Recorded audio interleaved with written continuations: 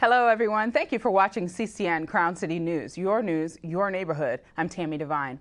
Our top story, you've been hearing this past week about the economy nationwide and in Los Angeles. But how does the mid-year economic forecast apply to us right here in the San Gabriel Valley? Economic experts give their take.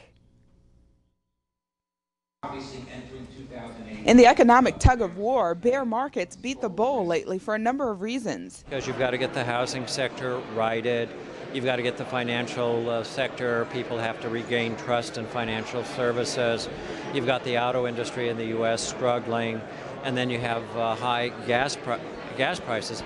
Problems people attending the LAEDC mid-year economic forecast knew firsthand going in. Closing in on a recession, the San Gabriel Valley is not faring much better than the rest of LA County. San Gabriel Valley hurting because of the slowdown in international trade, also hurting because of job losses in manufacturing. It's a large manufacturing center. And then business and professional services, which includes accounting, law, temporary help agencies, they've been shedding jobs too. You've heard the saying, it's always darkest before the dawn, and economists here say that there are still a few more months of darkness left for us in the San Gabriel Valley, as in most parts of the country. But they say the dawn is coming, the economy will turn around. The good news is oil prices have come down. They dropped again today.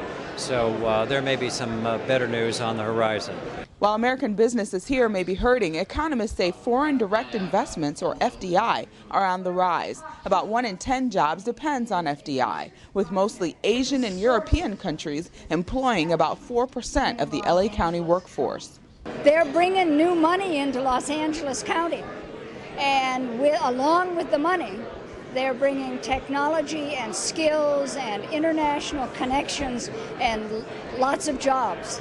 Economists say those companies will weather the slowdown, and by 2010, local businesses should be benefiting from a turnaround in bullish markets. It's going to be a difficult year, things starting to improve in 2009, but 2010 before we really feel like things are back to normal.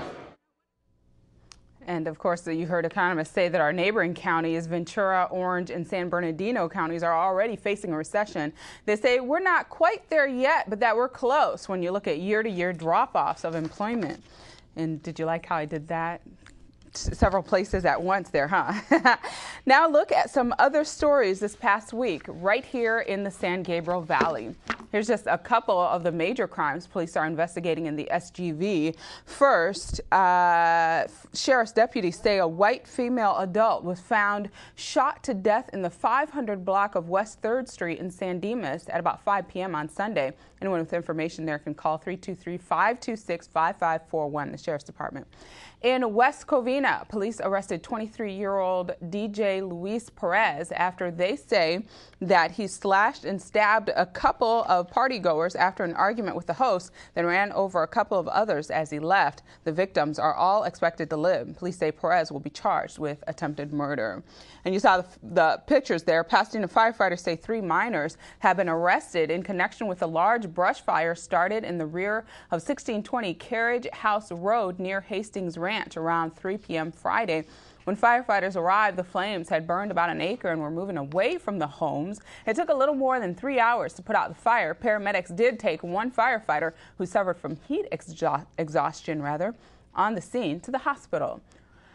Next, our local U.S. Congressman Adam Schiff announces that a bill he supported to extend background checks on volunteers working with children is on its way to the president to be signed into law. The bill allows youth-serving organizations access to FBI fingerprint searches and to use the services of the National Center for Missing and Exploited Children in hopes of keeping child predators away from children under the pretense of volunteering.